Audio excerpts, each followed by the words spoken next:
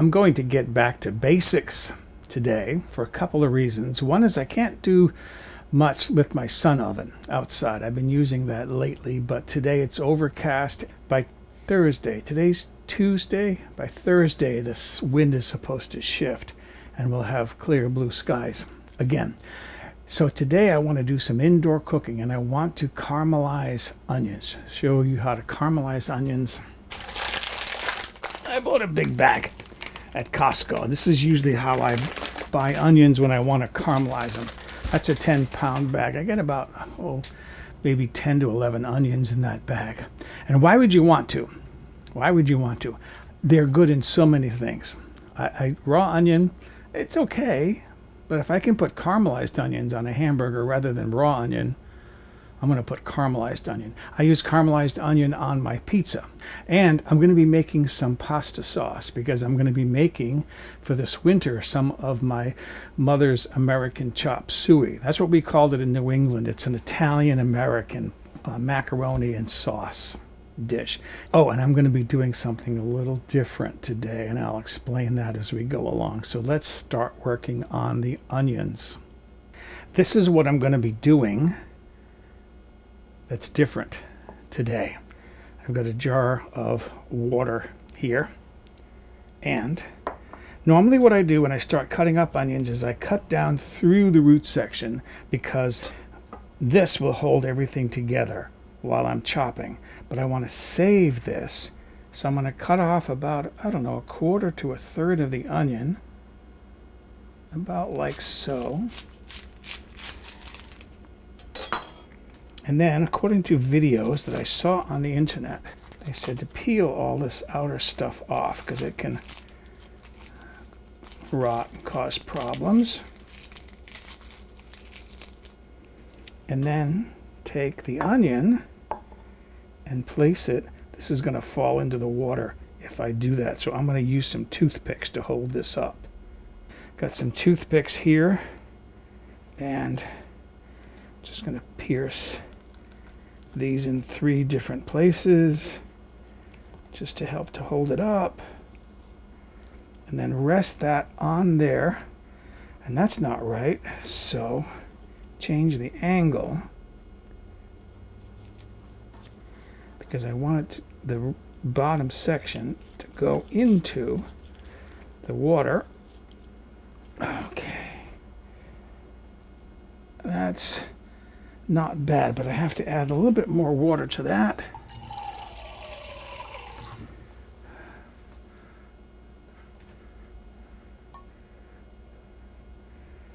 Bring it right up until it's touching the bottom of the onion.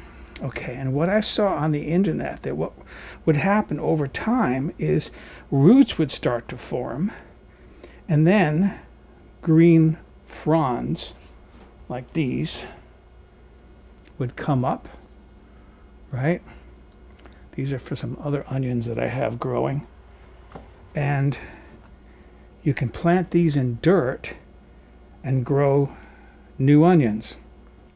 Going to cut that stem section off, seeing a little bit of black there. That's the mold that gets underneath the skin sometime.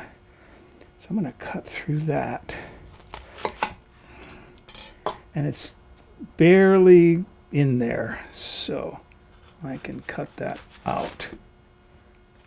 There and there. Sometimes you get a black mold under the skin of onions. Get this cleaned up and wipe it down, so I don't want to get mold in my onions. Now I can take this peel off. Let's see. This area is not bad, but this area, I'm just going to cut around this.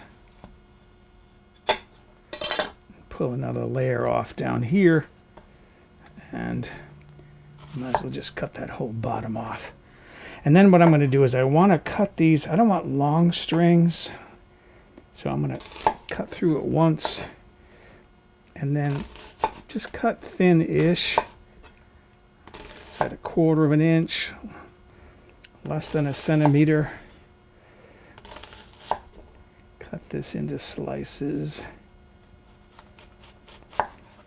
There we go.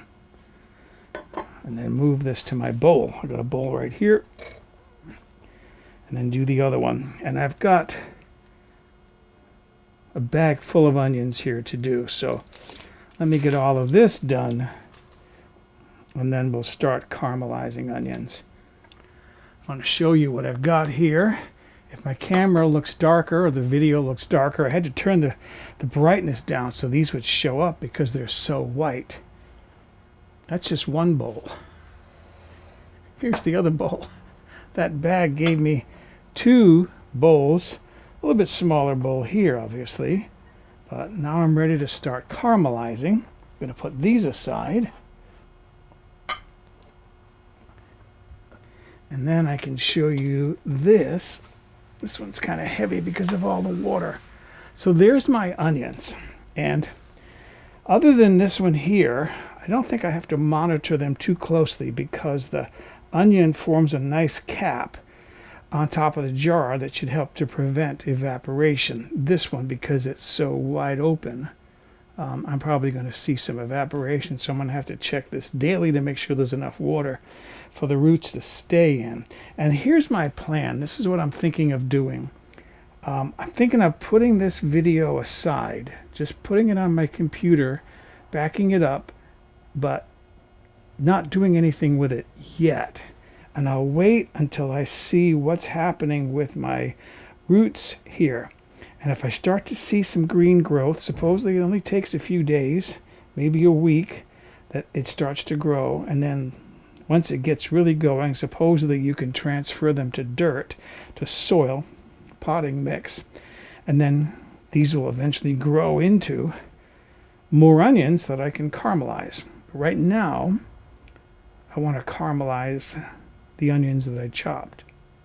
I've got a couple of large skillets on the stove here, into which I'm going to pour some cooking olive oil. I call this cooking olive oil. It's filtered, like processed olive oil. It's not extra virgin. Extra virgin will smoke. This has a higher smoke point. Just starting to see this shimmer. So I'm going to pour my onions in there.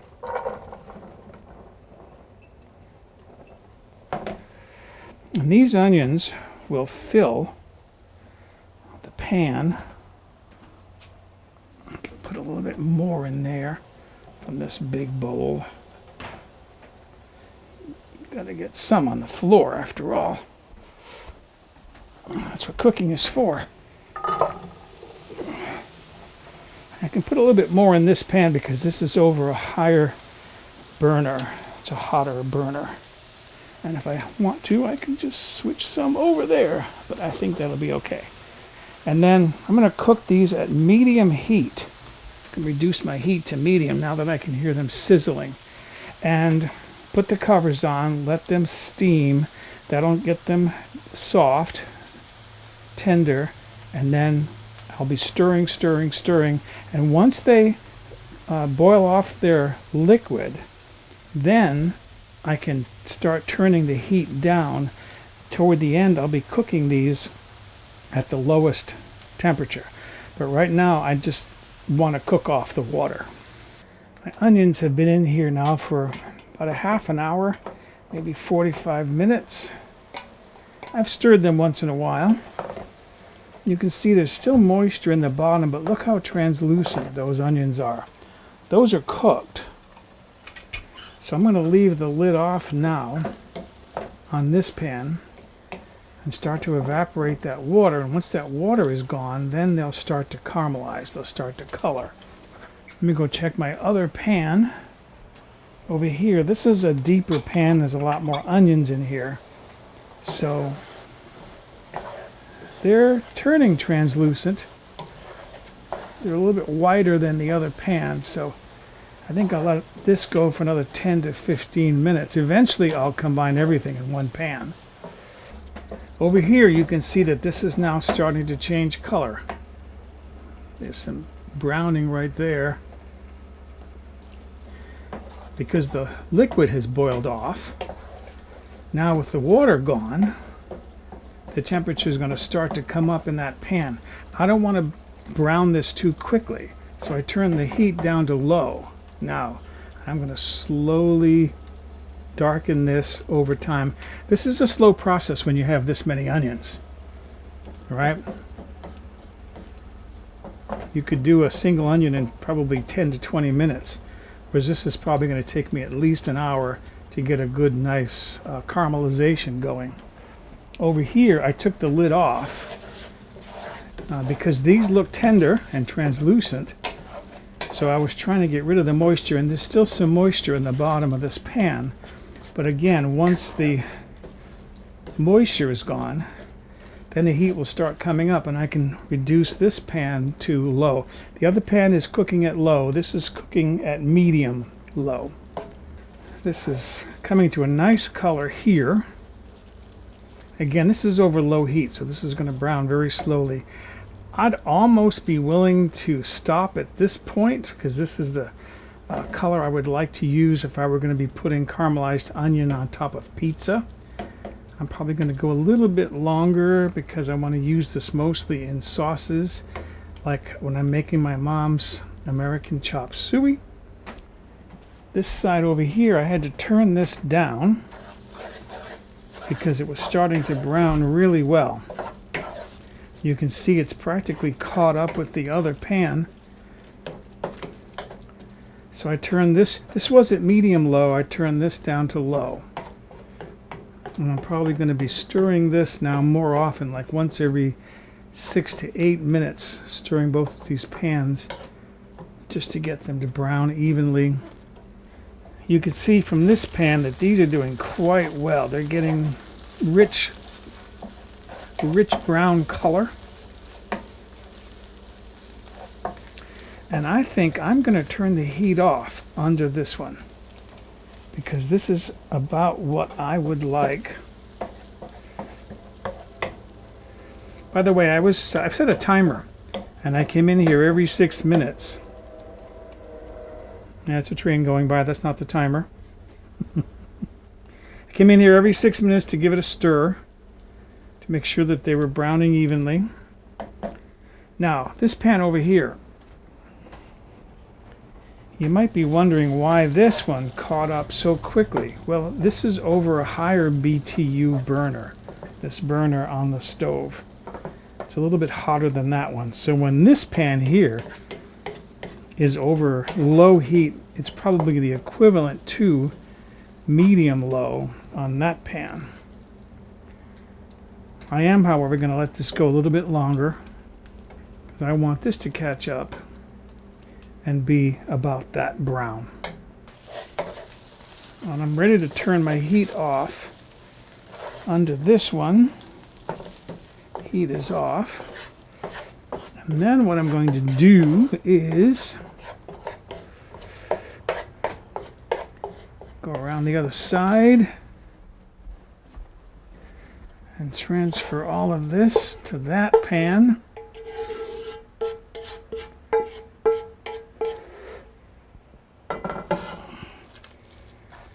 Mix this all up.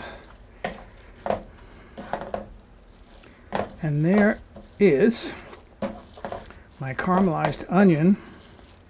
And that is about the equivalent to 10 large onions. Typically what I do now is I'm going to let this cool down completely. And then I'm going to move it to a bowl and weigh it. And then divide it by 20, the weight. Because I'm figuring I had 10 large onions, and I want packets of about 1/2 onion each to put in my freezer. Let's take a moment to talk about seasoning. You can season these onions when you cook them. I prefer not to. I want my onions to be as versatile as possible. If I would do anything, I might grind some freshly ground black pepper in there. Some people want a sweet and sour flavor, so they'll add vinegar to the onions, like a nice balsamic vinegar, which might be good on a salad or something, but I don't know how good that would be in an Italian dish. You could put Worcestershire sauce in with your onions, and they would be very good on hamburgers or steak or a steak sandwich. But again, how good would that be in a Italian macaroni and tomato sauce dish? So I try to go as versatile as I can. No seasoning. I'll season my dish later according to the way I like it. Remember those 2 glass bowls I had full of raw onion? This was the smaller of the 2 bowls, and look at that, it's barely half full. That's what it all cooked down to. I did weigh this, divided it by 20, figured out that for the equivalent of about 1/2 of an onion per packet, I would need 42 grams, which is easy to remember because 42 is the meaning of life, the universe, and everything. So I have my impulse heat sealer ready to use. People have asked me, what's this paper on there? That's parchment paper. I just think it makes things stay nicer longer. And I have my scale that I'm going to use. This is set to grams. And I have my poly tubing that I will use to put my packets of onion in. And I have a little plastic container that I'm going to use for that purpose to help with the measuring. So take off a piece and then cut it. I want to just check my seal. That seal doesn't look very good, so I'm going to turn the heat up a little bit more. It may have been set too low. It's not really the heat, it's the impulse time. Ah, that's a much better seal. Okay, and then put it in my bowl, my little container here. Turn my scale on, and then 42 grams. What's that going to be?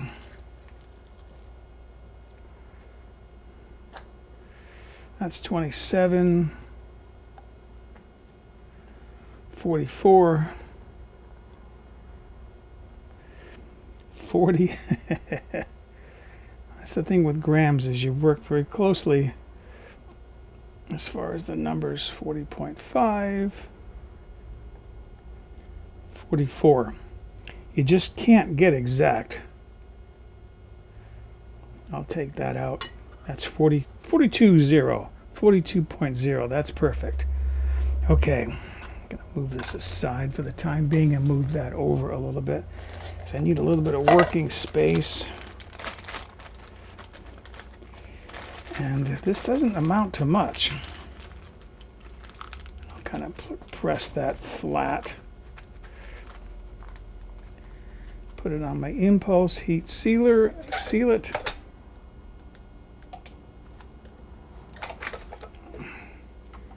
And I can trim some of this excess off. And that there, look at how thin that is. That's the equivalent of 1/2 of a large onion caramelized. That's what my goal is. So I've got a lot of these to do. I've got 20 of these packets to do, and then I'll be ready to package these up and put them in the freezer. What became of those onions? I started to root. Of the original onion starters, 6 grew roots. I potted those. 1 died in the soil. 3 still look green, but nothing is happening. 2 started developing green shoots, which you see in this pot here.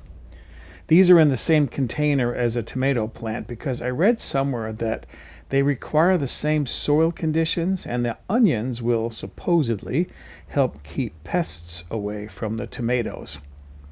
I'm hoping the onions will eventually look like these. I didn't start these plants from cuttings. These onions were in a neighbor's garden and he didn't want them, so I took some. And these might be ready to harvest soon. Remember that big bag of onions that I had cut up, filled those bowls, filled those 2 skillets with onions? That's it, right there. That flat pack of caramelized onion labeled, right, for the freezer. I've actually had this in the freezer. It's already partially frozen. Takes up very little space. 10 onions here. So 20 packets, each equivalent to about half of an onion.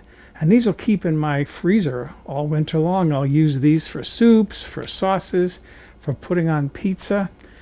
That's why I think it's a great idea to learn how to caramelize onions, because you can put a very basic ingredient away and it'll last a long time and it'll have a lot of uses.